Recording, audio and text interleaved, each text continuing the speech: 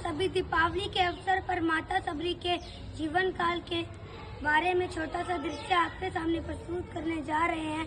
आशा है कि आप सभी को हमारा यह प्रस्तुति ज्ञान प्रदान करेगी। धन्यवाद। राम आएंगे तो अंगना सजाऊंगी, दीप जला के दिवाली मैं मनाऊंगी।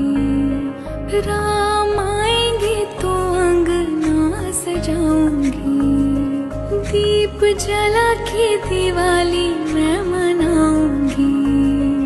मेरे जन्मों की सारी मेरे नाम नहीं महाराज, कृपया इन फूलों को मत रोंदिए।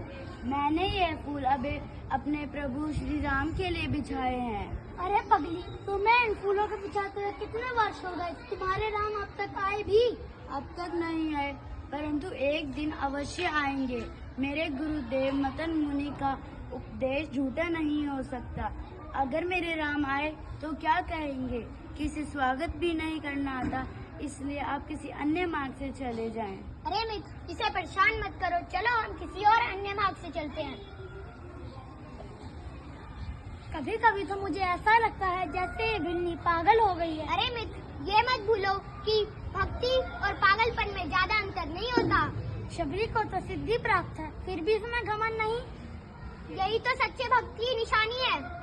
हाँ महाराज, आप सही कहते हो। चलो हम किसी अन्य मार्ग से चलते हैं।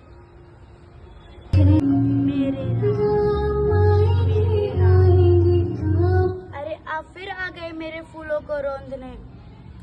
कौन हैं आप? माता, क्या आप हमें माता शबरी की कुटिया तक पहुंचने में मदद करेंगी?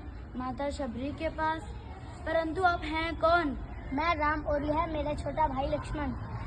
लाई गई शबरी की कुटिया में मैं पगली, आपको पहचान भी नहीं पाई। क्षमा करें प्रभु, मुझे क्षमा करें। आए प्रभु, पधारिए, विराजिए प्रभु। आइए प्रभु, पाँव पखार देती हूँ। नहीं माता, आपने तो पहले ही अपने आंसुओं से पाँव पखार दिया है, अब इसकी कोई आवश्यकता नहीं है। अभी आपको भूख लगी होगी ना?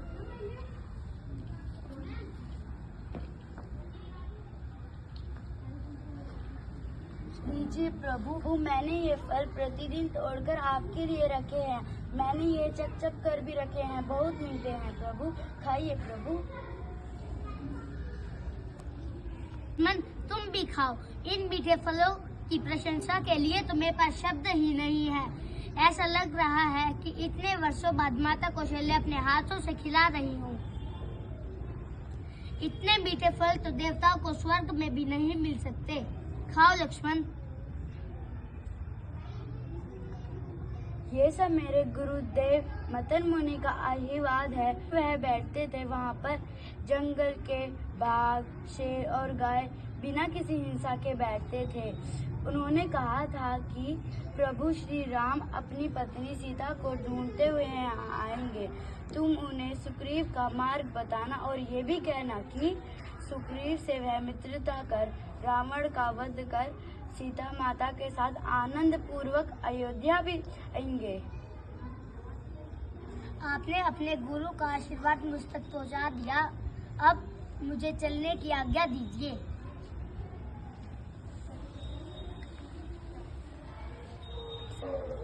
आप हमें कृपा कर महाबली सुग्रीव तक पहुँचने का मार्ग बताएं। यहाँ से थोड़ी दूर एक पंपा नाम का सरोवर है।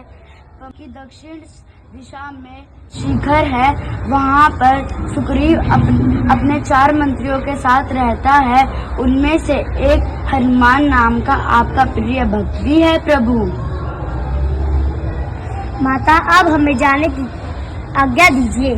आज्ञा तो आप मुझे दीजिए प्रभु, मेरे गुरुदेव के पास जाने की। आपसे मिलकर मेरे जीवन को लक्ष्य प्राप्त हो गया प्रभु। आज्ञा दीजिए प्रभु, मुझे आज्ञा दीजिए। मेरे प्यारे सहपाठियों, अभी आपने देखा कि इस प्रकार माता शबरी ने अपनी कठिन परीक्षा और ज्ञान से भगवान को प्राप्त किया और अंत में वह वैकुंठ धाम को गई। इस भक्ति और सच्चाई के मार्ग पे चलने से मिलते हैं। आशा है कि आप सभी को हमारी ये छोटी सी प्रस्तुति पसंद आई होगी। धन्यवाद।